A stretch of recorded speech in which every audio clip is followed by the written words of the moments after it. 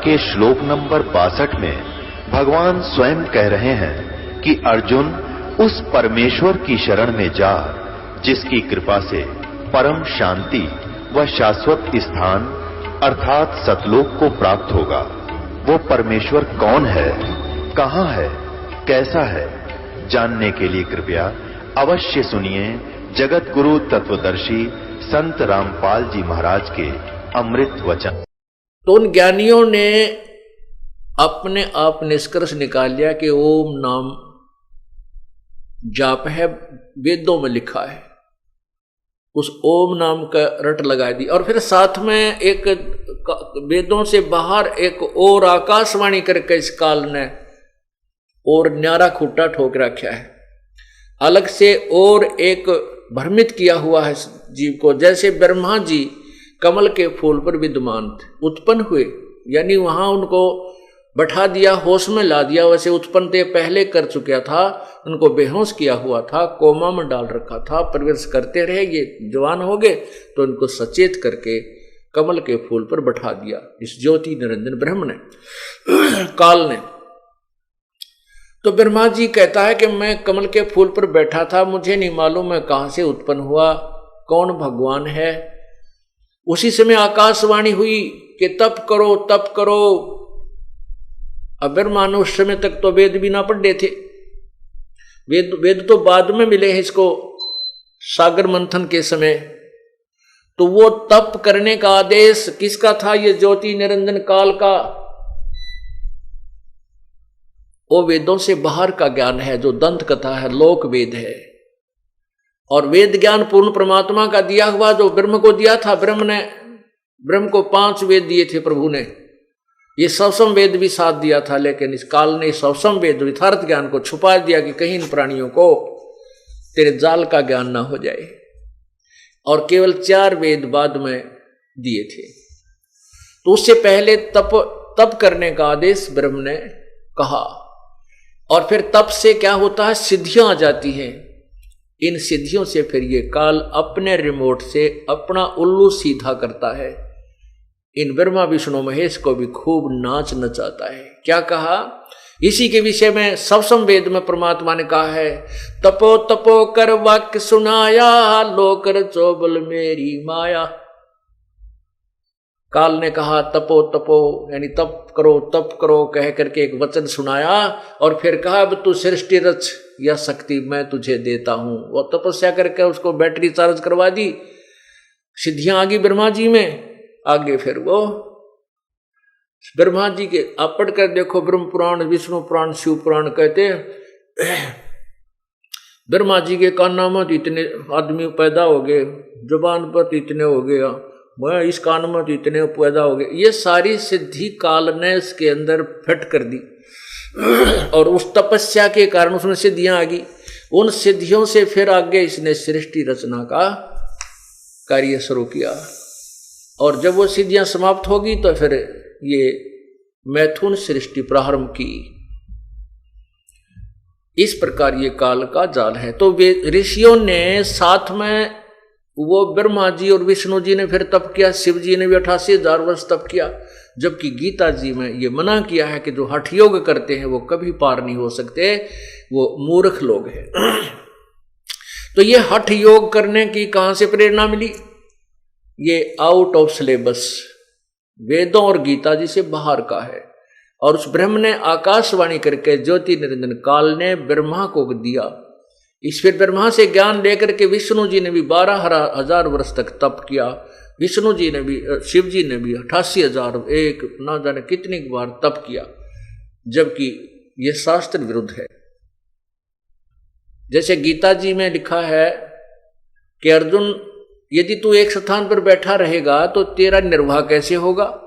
अगर तू हठ योग करके साधना करेगा तो मोक्ष प्राप्त नहीं कर सकता। इसे सिद्ध है कि हठ योग करके तप आदि करना यह शास्त्र विरुद्ध है। शास्त्र विधि को त्याग कर मनमाना आचरण करने से जीव को लाभ नहीं होता।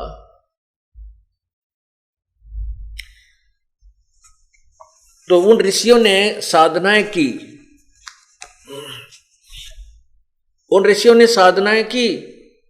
तो ब्रह्म कहता है 7वें अध्याय के 18वें श्लोक में कि ये ज्ञानी आत्मा है तो बहुत अच्छी, क्योंकि इनको ज्ञान हो गया कि भगवान भजना चाहिए और एक ही परमात्मा की पूजा करनी चाहिए। अनुपासना से मोक्ष नहीं होता, ना कोई श्राद्ध निकालने से लाभ होता, केवल एक परमात्मा की भक्ति से ही, उसके मंत्र के जाप से मुक्ति होगी। लेकिन ये मेरे वाले ज्ञान, इनको तत्वदर्शी संत मिला नहीं, ये मेरे वाली घटिया अनुतम गति में सचित रहे। ओए होए, मेरे वाली ये घटिया, क्योंकि जन्म मृत्यु बड़ी रहेगी, कर्म का दंड गधा कुत्ता सूअर भी बनना ही पड़ेगा। ये घटिया, इसलिए काल ने अपनी साधना को भी अनुतमाम बताया है, अति अश्रेष्ठ अनुतम। 7वें अध्याय के 19वें श्लोक में फिर स्पष्ट किया है कि बहुनाम जन्मानाम अन्ते ज्ञानवान माम प्रपद्ये। बहुत बहुत जन्मों के अंत में कोई ज्ञानी आत्मा मेरे ब्रह्म तक की साधना कर पावे, नहीं तो नीचे की मुलझा रहता है। और वासुदेव सर्वमिति सर्वात्मा सो दुर्लभ है, ये बताने वाला नहीं, इस ब्रह्म से भी ऊपर एक और परमात्मा है, पर ब्रह्म से भी ऊपर जो सुप्रीम पावर है पूर्ण ब्रह्म, वही पूजा के योग्य है, वही सर्व सुखदायी है, वही पूर्ण मोक्षदायक है, वही पूजा के योग्य है। ये बताने वाला साधु तो संत तो बड़ी मुश्किल से मिलेगा, सो दुर्लभ है, बड़ी मुश्किल से मिलेगा। ओए होए, कोटों मध्य कोई नहीं रे झूमकरा, अरबों में कोई गर्क सुनो रे झूमकरा, तत्व ज्ञान कोई ना कह रे झूमकरा, ये पैसे ऊपर नाच सुनो रे झूमकरा। अब तत्व ज्ञान वो जानते नहीं कहीं कहां से, केवल फिर मनी मेकर हो गए, पैसे बनाने के तरीके ठग बना दिए। थारा पितर रुस गया, बारली रुष्ट होगी, इतने पैसे चढ़ा दे, भीतरली रुष्ट होगी, 100 रुपया दर दे। पहले 100 रुपया बहुत कीमत होती थी, 100 रुपया की बहुत कीमत होती थी, चांदी का होता था। आज तो 1000 के करीब हो से 1 रुपया, और उस समय का सोने चांदी के होते थे, बहुत पहले की बातें हैं।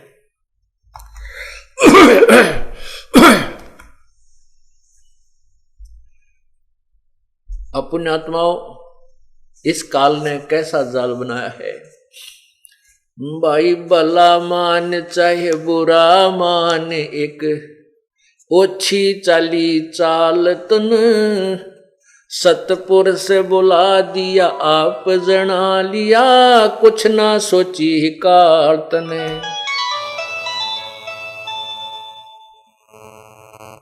भला मान चाहे बुरा मान, भला मान चाहे बुरा मान, एक ओछी चली चाल तन, सतपुर से बुला दिया आप जना लिया, कुछ ना सोची काल तने।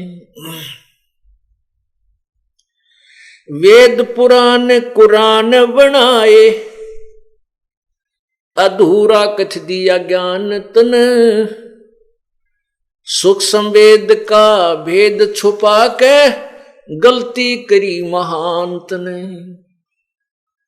वेद पुराण कुरान बनाए, ओछा कछ दिया ज्ञान तन, सुख संवेद का भेद छुपा के, गलती करी महांत ने।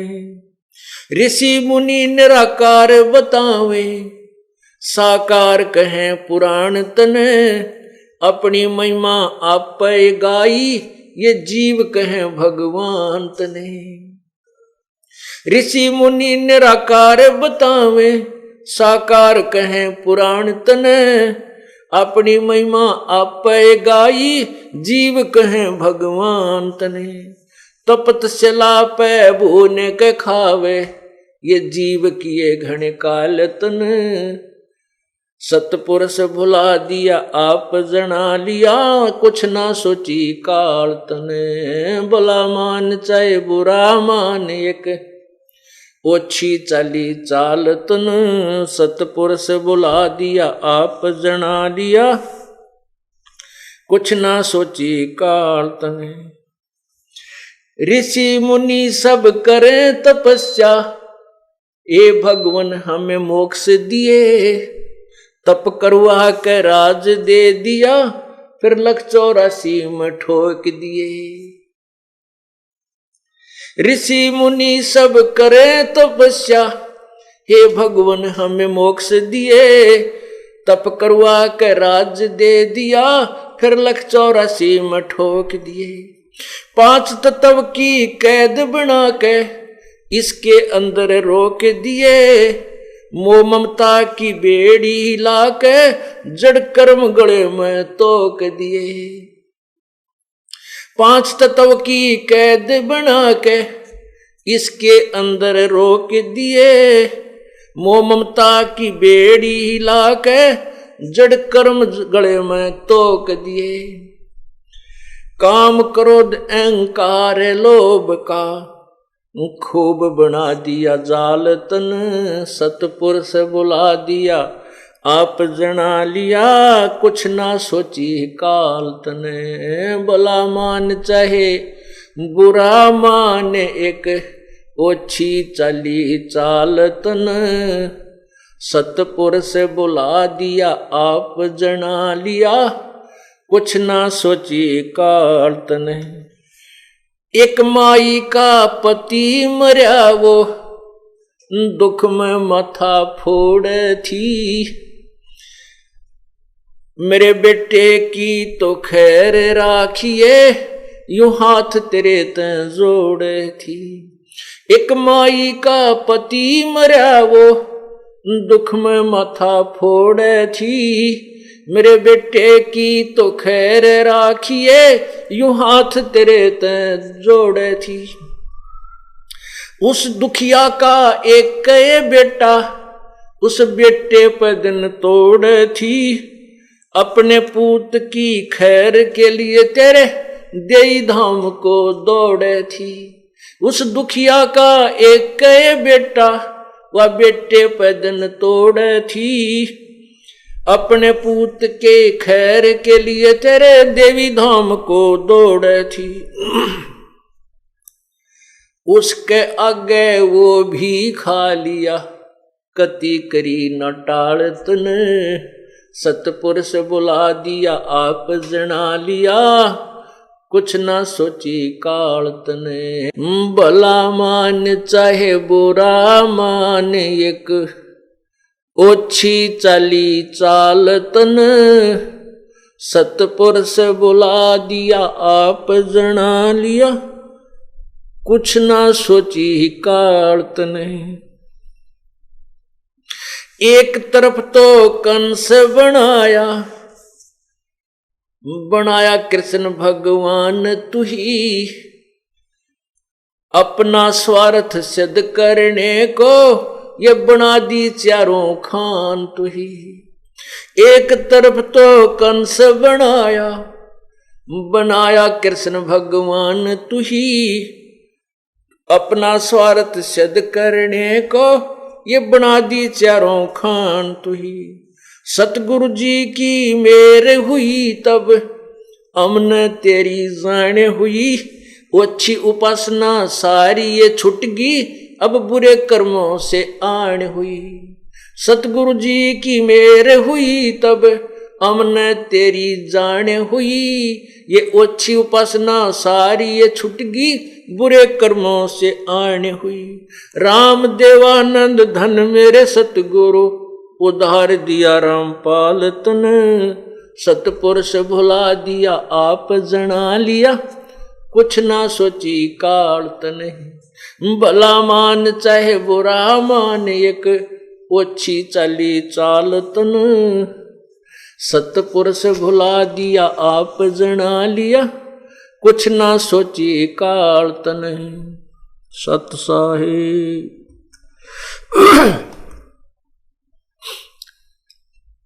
अब इसमें इस काल के जाल के का रहस्य खोला है प्रभु ने। परमात्मा के ज्ञान के आधार से ही ये एक पद्य भाग का शब्द है। इसमें क्या बताया है कि वेद पुराण कुरान बनाए और ओछा कथ दिया ज्ञान तने। जैसे वेदों में भी कह दिया कि पूर्ण ज्ञान तो कोई तत्वदर्शी संत ही बताएगा। अब उसने सवसम वेद वेदों के साथ नहीं दिया, जो मास्टर की थी वो छुपा दी काल ने। अब मास्टर वो चाबी मिली नहीं, रास्ता मिला नहीं, तो हम खजाने के चारों तरफ चक्कर काटते रहे। वो धन नहीं मिला जिसका संकेत लिखा हुआ था, जिसका संकेत दिया हुआ था। कैसे?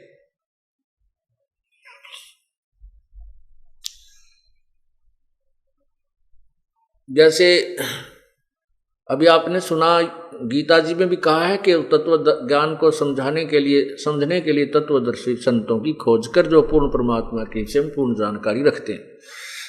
ऐसे ही कुरान शरीफ के अंदर सूरत फुरकानी नंबर 25 आयत 52 से 59 में स्पष्ट किया है कि वो परमात्मा कबीर है। और कुरान शरीफ के ज्ञानदाता अर्थात जिसको हजरत मोहम्मद जी अपना अव्यक्त खुदा मानते हैं, अल्लाह मानते हैं, वो कह रहा है कि ए पैगंबर हजरत मोहम्मद, मैं तुझे जो ये आयत बता रहा हूँ अर्थात कुरान शरीफ का ज्ञान दे रहा हूँ, इन पर विश्वास कर और इन काफरों का कहा मत मानना जो इन मेरे द्वारा दिए जा रहे कुरान शरीफ के ज्ञान को नहीं मानते। वो इस पे विश्वास नहीं करते कि कबीर परमात्मा है। और आप इसके लिए संघर्ष करना अर्थात उनकी बातों में मत आना, लड़ाई नहीं करना। संघर्ष का अर्थ, जिहाद का अर्थ झगड़ा नहीं होता, संघर्ष। वो कहते हैं ये कबीर भगवान नहीं है तो उनकी बातों को मत मानना। भगवान ने कहा, हजरत मोहम्मद जिसे मुसलमान धर्म चला है।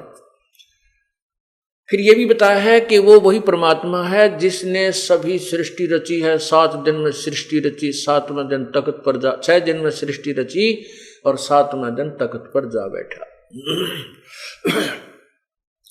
फिर ये बताया है कि वही कुरान शरीफ के ज्ञान देने वाला अल्लाह कह रहा है, वो अव्यक्त प्रभु कह रहा है कि उस परमात्मा के विषय में तो किसी बाखबर से पूछ देखो। वो अविनाशी है, वो कभी मरने वाला नहीं है। उसके बारे में किसी बाखबर अर्थात तत्वदर्शी वेल नोन पर्सन जो परमात्मा के विषय में तत्व ज्ञान रखता है उससे पूछिए। इससे सिद्ध होगा कि कुरान शरीफ का ज्ञान भी इनकम्प्लीट, वेदों का ज्ञान भी इनकम्प्लीट, गीता जी का ज्ञान भी इनकम्प्लीट, अधूरा, ओछा है। इसके साथ साथ इसने अपने आप को प्रभु सिद्ध कर लिया। ऋषि मुनियों को साधना में दर्शन देता है, कभी विष्णु रूप में, किसी को शिव रूप में। जब समाधि लगाते हैं तो उसके अंदर जब ये ध्यान में जाते हैं तो उनको किसी को शिव रूप में, किसी को विष्णु रूप में दर्शन देता है, किसी को ब्रह्मा रूप में। तो फिर कोई विष्णु जी का आश्रित हो गया, कोई शिव जी का आश्रित हो गया, और आखिर में फिर इनका डिंडोरा पीटना शुरू कर दिया कि यही भगवान है, सर्वशक्तिमान है। ये हमने साधना में देखे, इनके चित्र बनाए। ये तस्वीर जो आपके पास विद्यमान है ये ब्रह्मा विष्णु महेश की तस्वीरें हैं, और इन्हीं ऐसा ही स्वरूप वो काल भी बनाता है। इनकी भिन्नता जब आती है जब ये ब्रह्मा विष्णु महेश केवल 4 भुजा ही धारण कर सकते हैं और काल 1000 तक भुजाएं अपनी विस्तार कर सकता है। इस प्रकार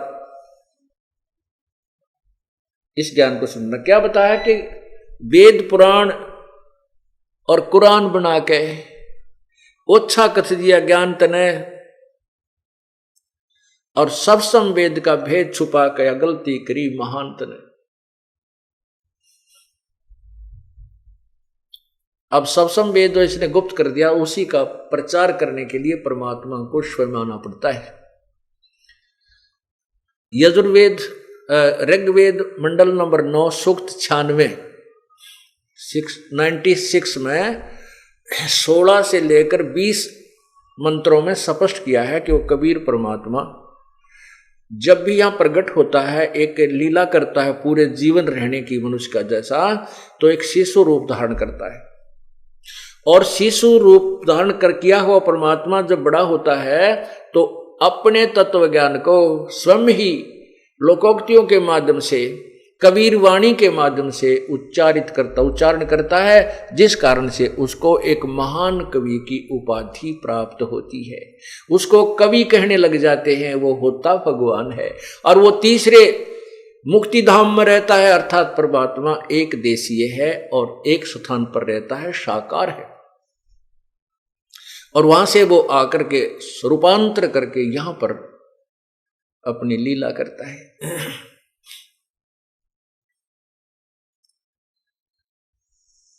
अब तीसरा धाम कौन सा है?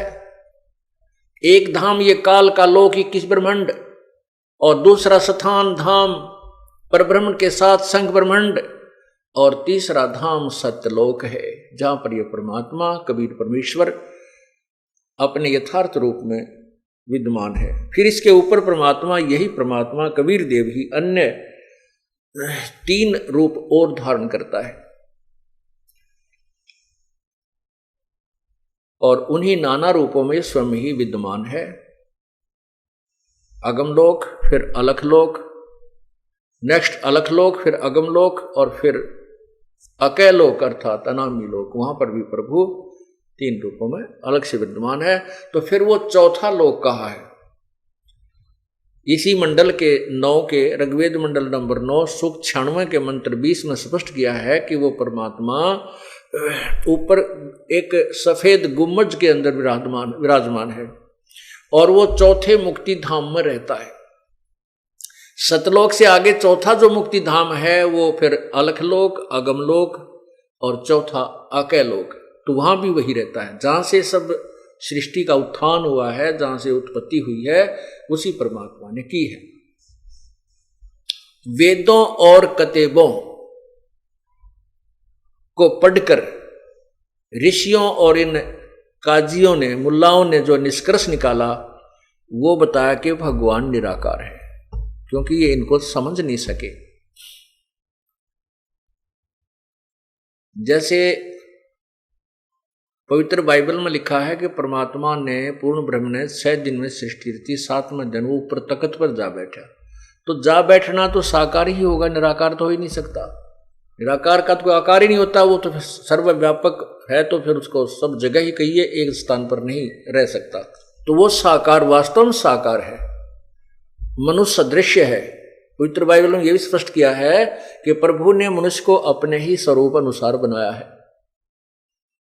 इससे सिद्ध हुआ कि परमात्मा साकार है, मनुष्य सदृश्य, और उसी का प्रमाण हजरत मोहम्मद जी को कुरान शरीफ में बताया गया कि वो परमात्मा जिसने 6 दिन में सृष्टि रची, 7वें दिन तख्त पर जा बैठा। तो यहां क्या बताते हैं कि ऋषि मुनि वेद कतेबों को पढ़कर तो निराकार बता रहे हैं, और साकार कहें पुराण तने, पुराणों में साकार प्रभु की महिमा गाई गई है, विष्णु जी की, शिव जी की, ये भगवान है, ये सर्वशक्तिमान है, ये ऐसे कर देते हैं, वैसे कर देते हैं।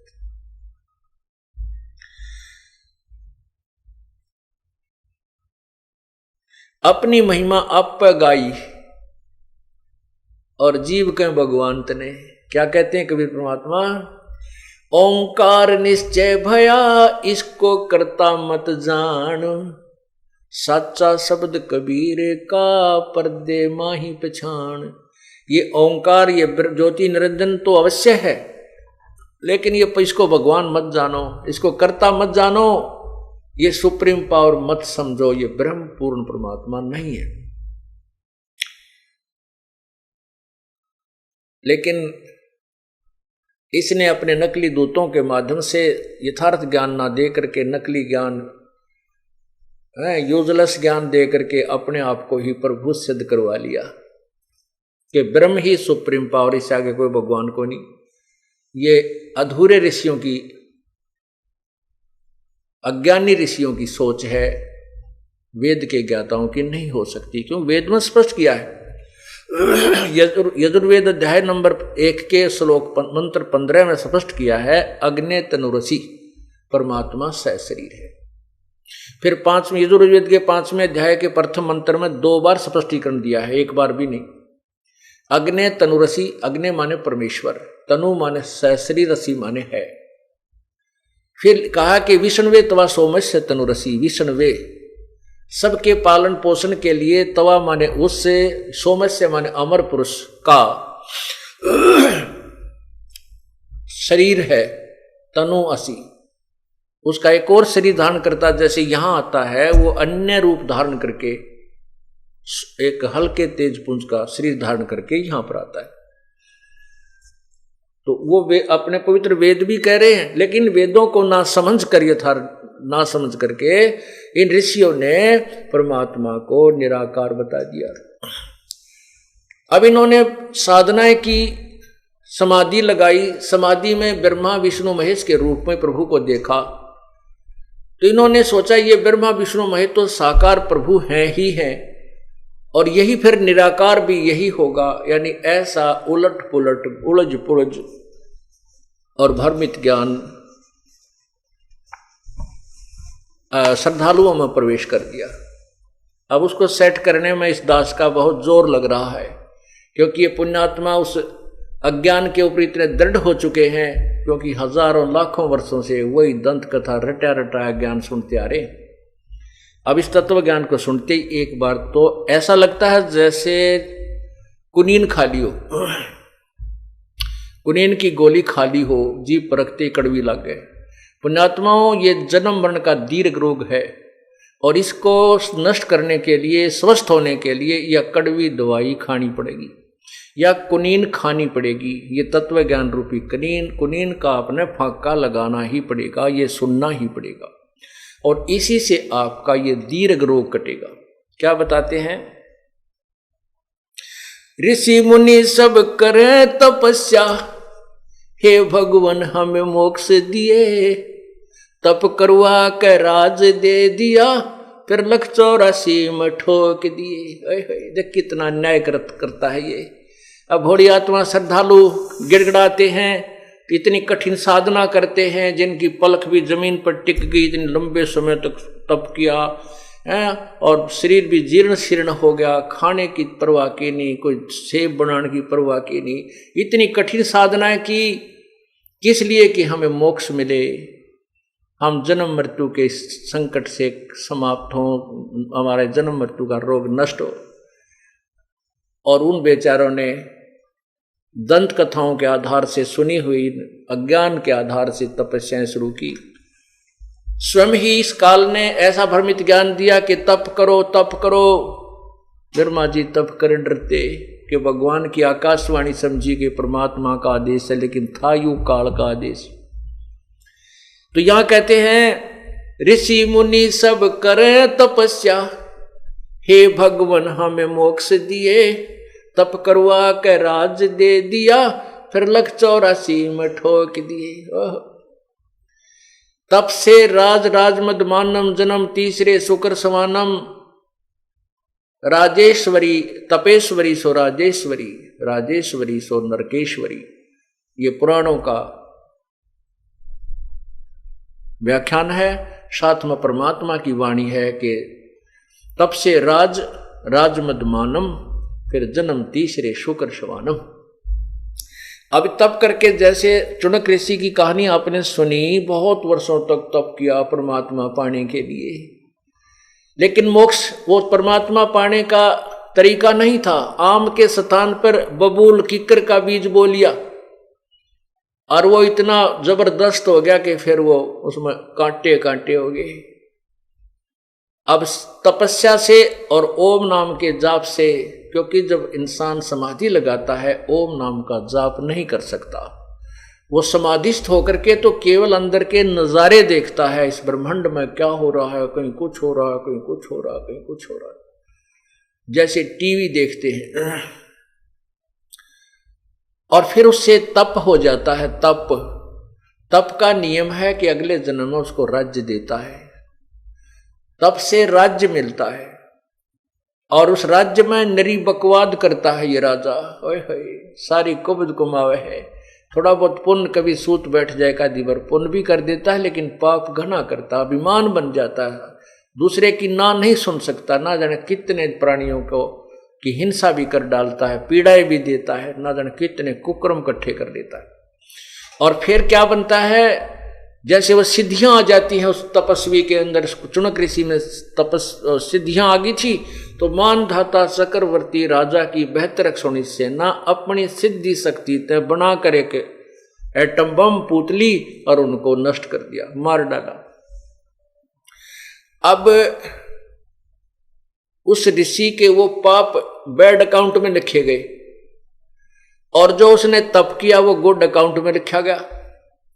तप से वो राजा बनेगा, ओम नाम के जाप से वो ब्रह्मलोक में जाएगा जितना भी उसने किया, और ब्रह्मलोक में भी अपने पुण्य को समाप्त करके फिर राजा बनेगा, राज को भी नष्ट करके फिर कुत्ता बनेगा, सिर में कीड़े पड़ेंगे उसको और उसकी खाज लगेगी, टांग टूटेगी, लूचरा होगा, ब्रेन मैटी होगी, क्योंकि पुण्य तो वहां खा लिए स्वर्ग महास्वर्ग में, ब्रह्मलोक में।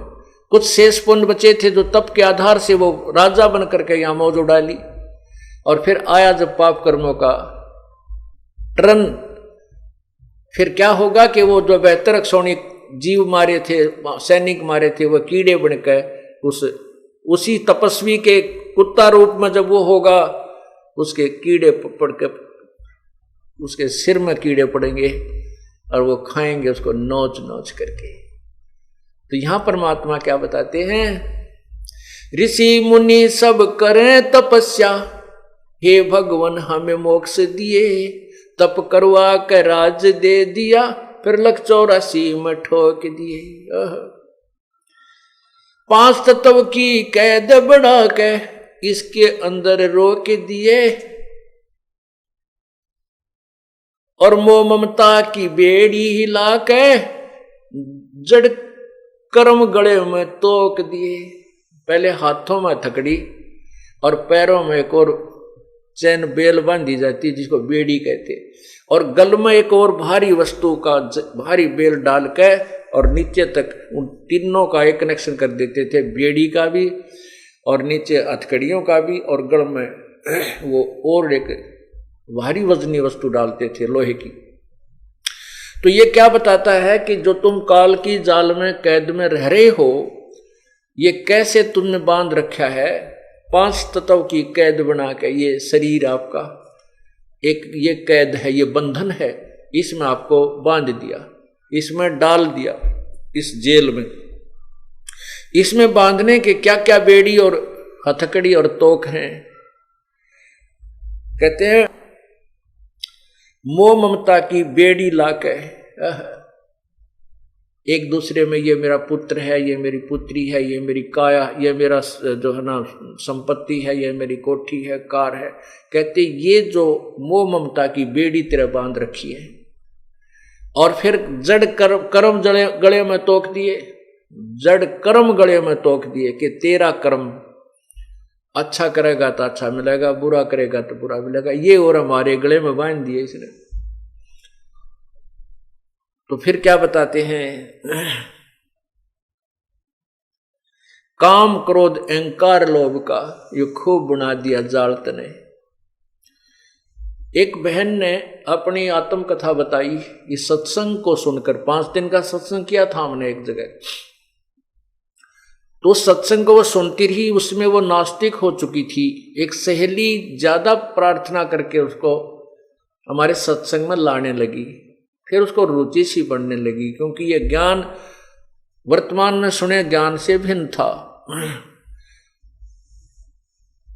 जब उस माई ने फिर उपदेश लिया, उपदेश लेकर के फिर इस दास के सामने अपनी वो दुख भरी कहानी सुनाई। वो कहने लगी, महाराज जी मैं कति नास्तिक हो गई थी, और पहले मैं ढेर सारी पूजाएं किया करती थी। मेरे नास्तिक होने का कारण क्या था? उसने बताया कि मेरी शादी हुई थी, एक पुत्र की उत्पत्ति हुई। वो लड़का हुआ 5-4 शादी के भी 4-5 वर्ष के बाद, और लड़का जब छोटा ही था इसके पिता की मृत्यु होगी एक्सीडेंट में। फिर मैंने अपने पुत्र के लिए कि मेरा पुत्र, इसको पालूंगी, पोसूंगी, पढ़ाऊंगी, लिखाऊंगी, पैरों पर खड़ा कर दूंगी, इसकी शादी करूंगी, फिर बालक हो जाएंगे, बच्चा हो जाएगा इसके, तो अपना वंश चलाऊंगी। इस दृष्टिकोण से मैंने अपने पुत्र की परवरिश की और बच्चा जो भी आवश्यक वस्तु जो मैं मेहनत मजदूरी करके जो 2 पैसे कमाया करती थी और जो भी वो मुंह से निकाल देता था मैं तुरंत पूरा करती थी। कहीं ये बच्चा ये ना सोच बैठे कि मेरा पिता नहीं है, मेरा पिता होता तो आज मुझे ये वस्तु ला कर देता। तो मैं उसकी हर इस इच्छा की पूर्ति भी किया करती थी कि मेरा बेटा ये महसूस ना करे कि मैं बिना पिता का पुत्र हूं। जब वो लड़का +2 में पढ़ रहा था, उसने बच्चों की देखा देखी मोटरसाइकिल लेने की जिद लगा दी।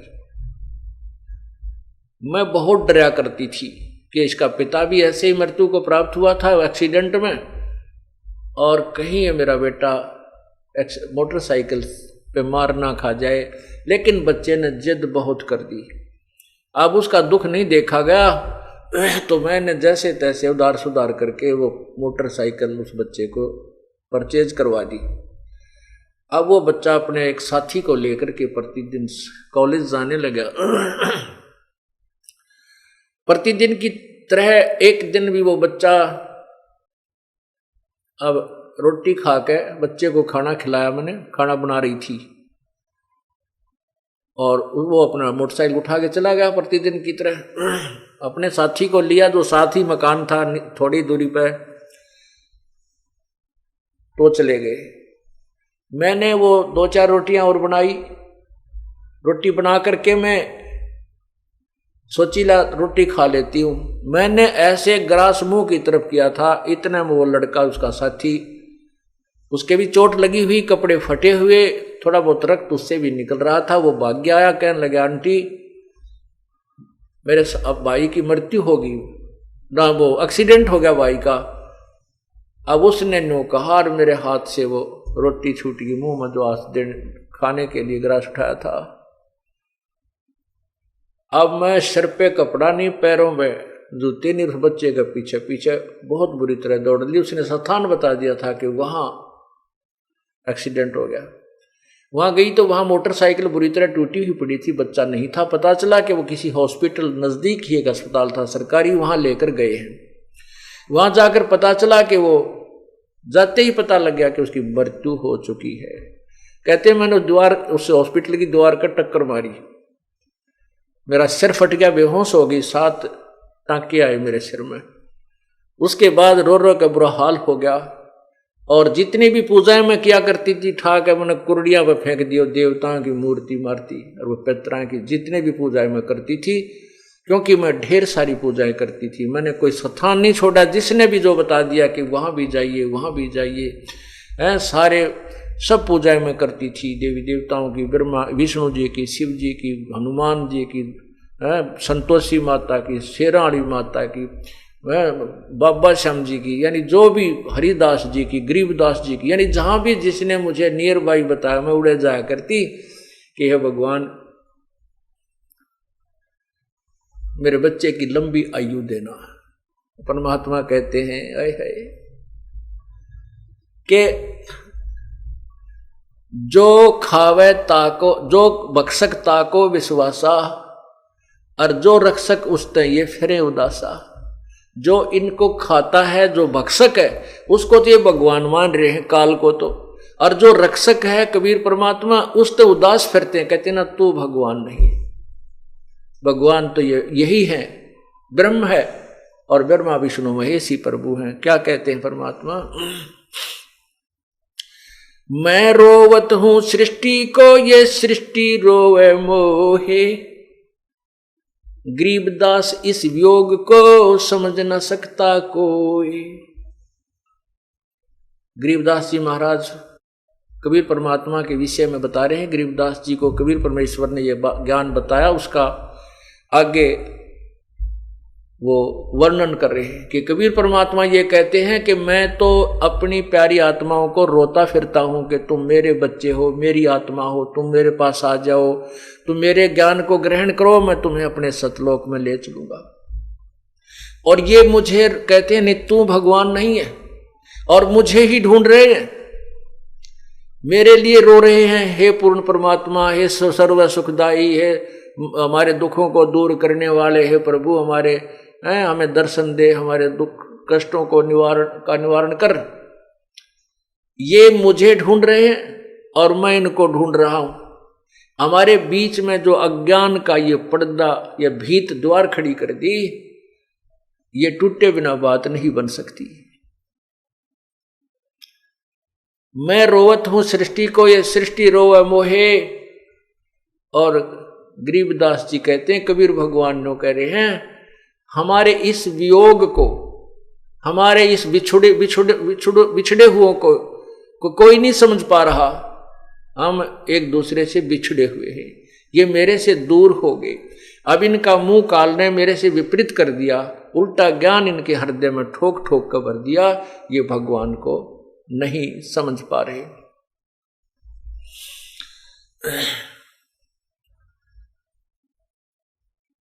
तो यहां बताया कि एक माई का पति मरा, वह दुख में माथा फोड़े थी। फिर उस माता ने, उस बहन ने उपदेश लिया। मैंने कहा, बेटी ये तो काल का भयंकर जाल है, ना जाने कितनी बार ये पुत्र जान लिए, ना मेरा कितनी बार हमने ये चक्कर लगा लिए। और एक बात और विशेष समझ लेना कि परमात्मा की तेरे ऊपर एक विशेष कृपा हुई है।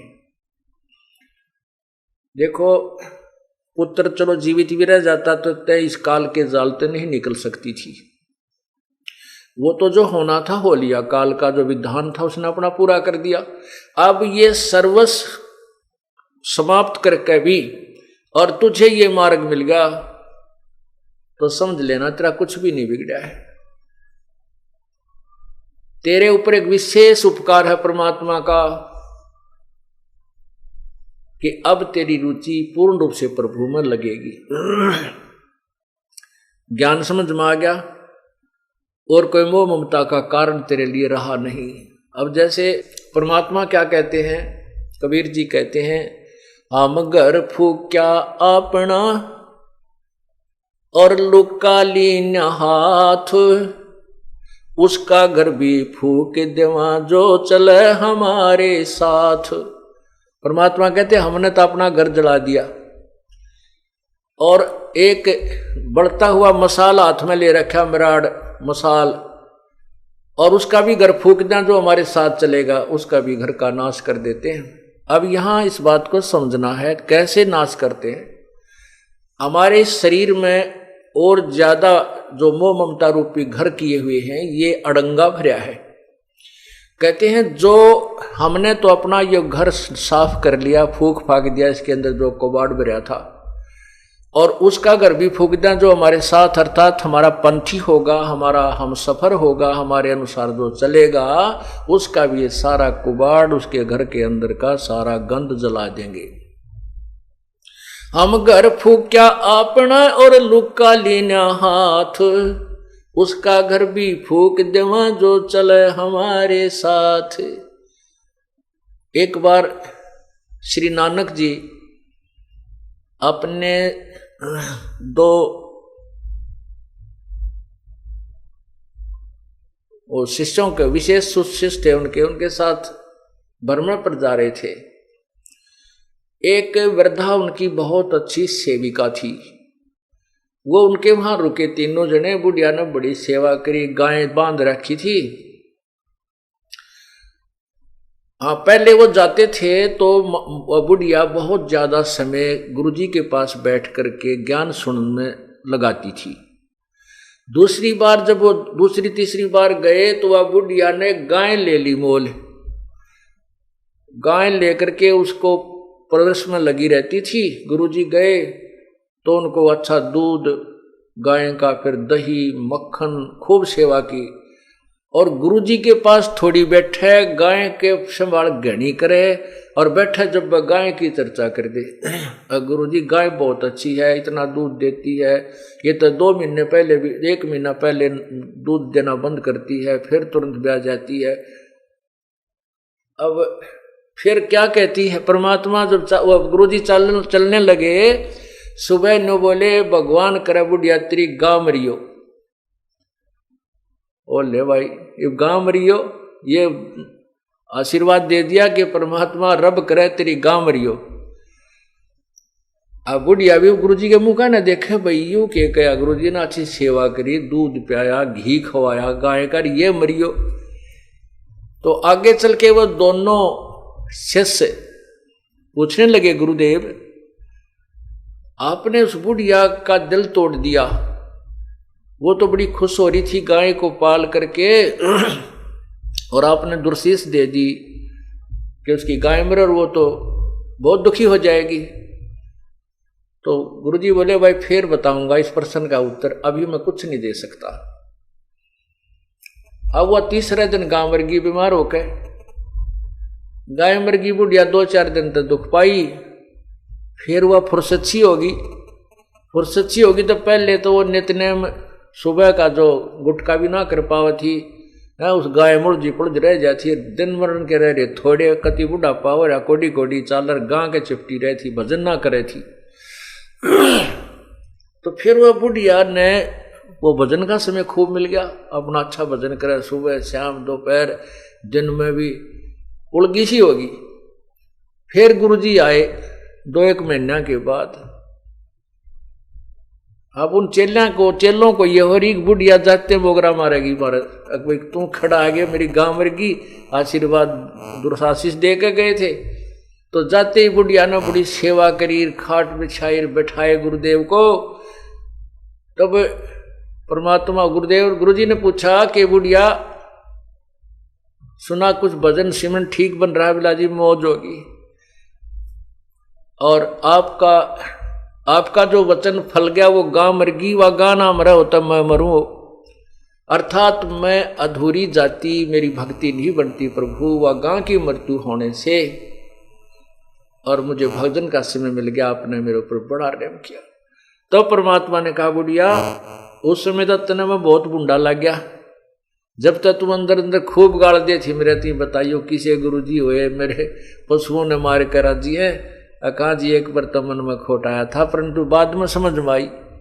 तब परमात्मा उस गुरुदेव ने बताया श्री नानक जी ने कि बुढ़िया ये काल का जाल है, ईब तेरा कौन सा पहलवान बनने का समय है, अपने 2 रोटी खा लू की सूखी भजन करे, बताई दूध मत के काटेगी के दही न फूकेगी, टाइम तेरा थोड़ा सा रह रहा है, भक्ति तू कर नहीं रही थी, सारा दिन गां की चर्चा चल रही थी, इससे के चक्कर में रह थी, मैं भी तेरे पास डटा तो तूने सारा दिन में तो जो है ना 10% मेरी बात सुनी, 90% तू अपने झंझट में फंस रही थी। अब तेरे उपकार के लिए ये आशीर्वाद देना पड़ा कि तेरी या गऊ यहां से छुटे। तो पुण्यात्मा फिर बुढ़िया का कसूती समझ में आ गई, अके भगवान कति नाश हो गया था, मेरे तो अंतिम समय आ रहा था और कति राम नाम की रुचि रही नहीं थी, गाय मुड़ रही थी। तो पुण्यात्मा संत जो करते हैं वो ठीक करते हैं, भगवान जो करता है वो बहुत अच्छा करता है। उसके लिए क्या बताते हैं कि कोट जन्म तन भर मत होगे कुछ ना हाथ लगा रे, कुकर सुकर खरबा बोरे कौआ हंस वगारे, कोटि जन्म तू राजा की न मिटी न मन की आशा, और भिक्षक होकर दर दर घूम लिया ये मिला ना निर्गुण रासा। इंद्र कुबेर इसकी पदवी ब्रह्मा वरुण जन्मराया, और विष्णुनाथ के लोक को जाके फिर भी उल्टा आया। अब उस माई का यह बात समझ में आई तो वो घनी खुश होगी, न बोली बेटा तक गया सो यो तो दुख भूला नहीं जाता, लेकिन अब काम सीधा मिल गया मुझे।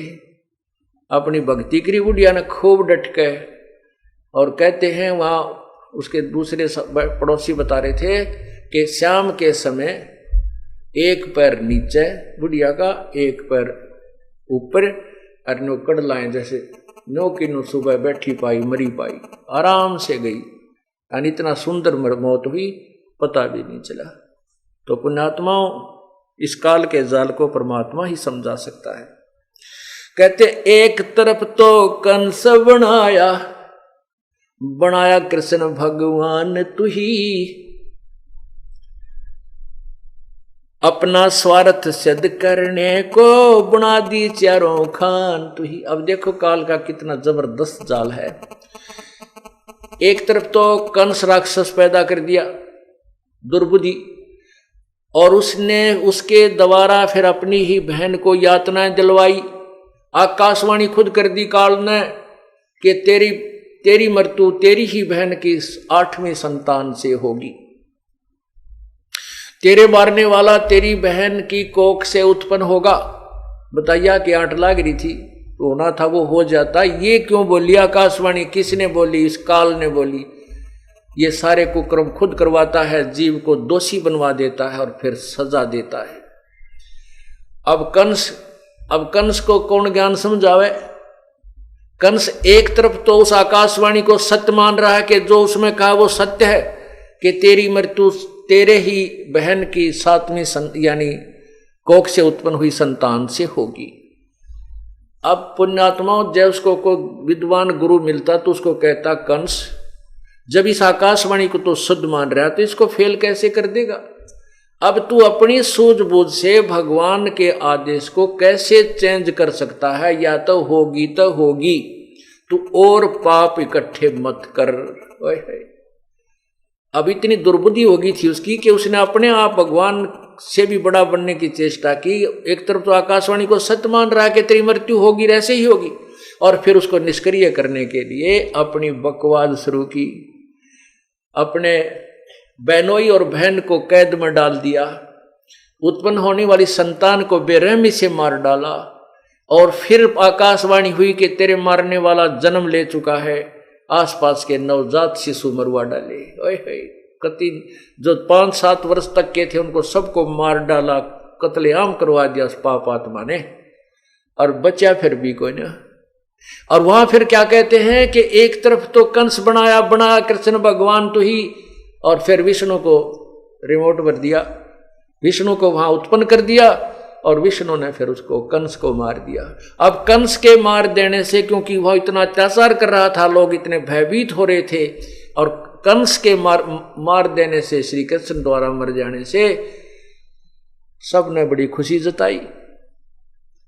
तो श्री कृष्ण जी की महिमा बना दी, भगवान ने पढ़ा है तो भाई भगवान ने पढ़ाई, उन दुखियों ने तो भगवान दिखाई दिया।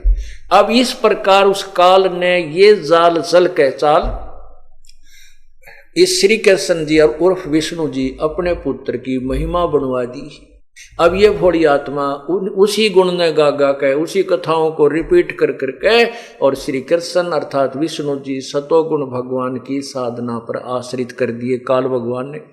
जबकि वेद कहते हैं कि तीनों गुणों की पूजा ये मूर्ख लोग करते हैं। गीता जी अध्याय नंबर 7 के श्लोक 12 से 15 में स्पष्ट किया है। गीता जी का ज्ञान वेदों का ज्ञान है, और इसमें थोड़ी सी खिचड़ी काल ने अपनी भी पका रखी है, जो युद्ध करवाने के लिए ऊट पटांग अपनी तरफ से भर दिया। कहा है कि तू युद्ध कर, तुझे कोई पाप नहीं लगेंगे।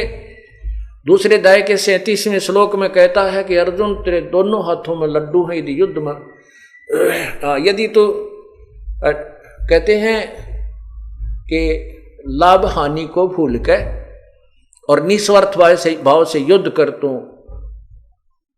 मुझको ही प्राप्त होगा, विजय को प्राप्त होगा।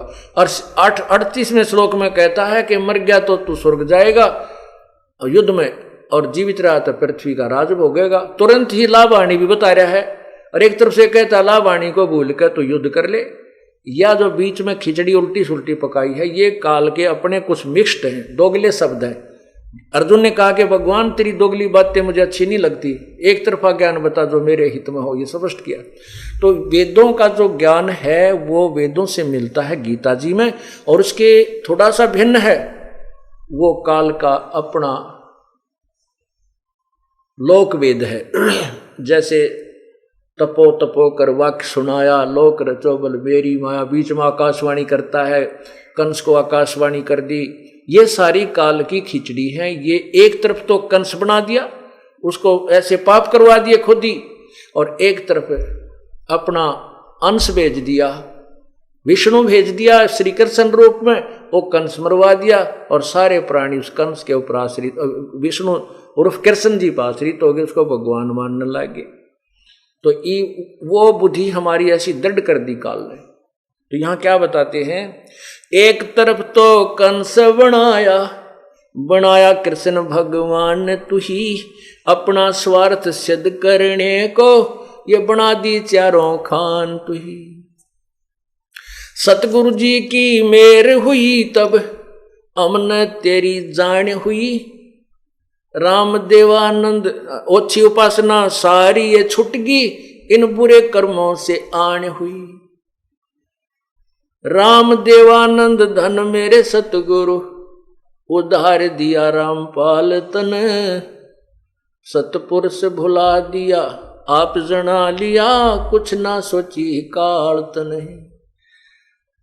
अब क्या बताते हैं कि परमात्मा सतगुरु कबीर परमेश्वर के तत्व ज्ञान और गुरुदेव की कृपा हुई तो हमने तेरे जानकारी हुई कि तू काल है और ये क्या झंझट है, ये कैसे जाल तूने फैला रखा है। इस प्रकार हमारी ओछी उपासना, आन उपासना, वो सब हमने त्याग दी, वापस छूट गई। अपने आप रुचि ही नहीं रही इन अन्य पूजाओं के करने में, और बुरे कर्मों से आन हुई। बुरे कर्मों से परहेज हो गया, आन होगी, हमें उनकी कसम होगी हम बुरे काम नहीं करेंगे, क्योंकि हमें पता लग गया कि बुरे कर्म करेंगे तो उनका भोग भी भोगना होगा। और परमात्मा गुरुदेव की रजा से इस जीव का उद्धार होता है। पुण्यात्माओं, ये कोई कृपा है प्रभु की। अब वो कृपा केवल कबीर परमेश्वर ही कर सकता है और नहीं कर सकता कोई भी। हमारे सब दुखों का निवारण करने वाले भी कबीर परमेश्वर ही है। हमारे संकटों के निवारण करने वाले भी प्रभु कबीर जी हैं, अन्य नहीं कर सकते। संकट मोचन कष्ट हरण हो, मंगल करण कबीर के आगे शरण तेरी। संकट मोचन कष्ट हरण हो, मंगल करण कबीर के आगे शरण तेरी।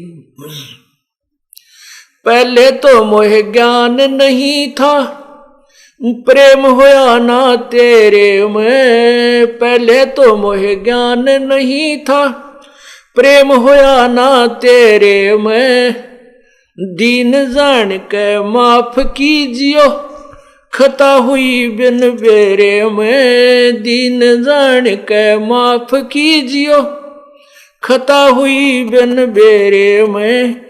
अनगिन अवगुण भरे मेरे में, ये माफ करो तकसीर के आगे शरण तेरी। संकट मोचन कष्ट हरण हो, मंगल करण कबीर के आगे शरण तेरी। जम्बुक वाली रात 84 आन गिरा हूं झेरे में। जम्बुक वाली रात 84 आन गिरा हूं झेरे में। ऊंची ऊंची लाई छलांगा, यत्न किए बहु तेरे में। ऊंची ऊंची लाई छलांगा, यत्न किए बहु तेरे में। काम क्रोध अहंकार लोभ की, ये मोटी जड़ी जंजीर के आगे शरण तेरी। संकट मोचन कष्ट हरण हो, मंगल करण कबीर के आगे शरण तेरी। कर्म कुसंगत बहुत किए, वो जाते हैं नहीं कहे। कर्म कुसंगत बहुत किए, वो जाते हैं नहीं कहे।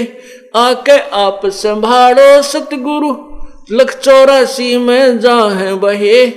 आके आप संभालो सतगुरु, 84 में जाहे वहे।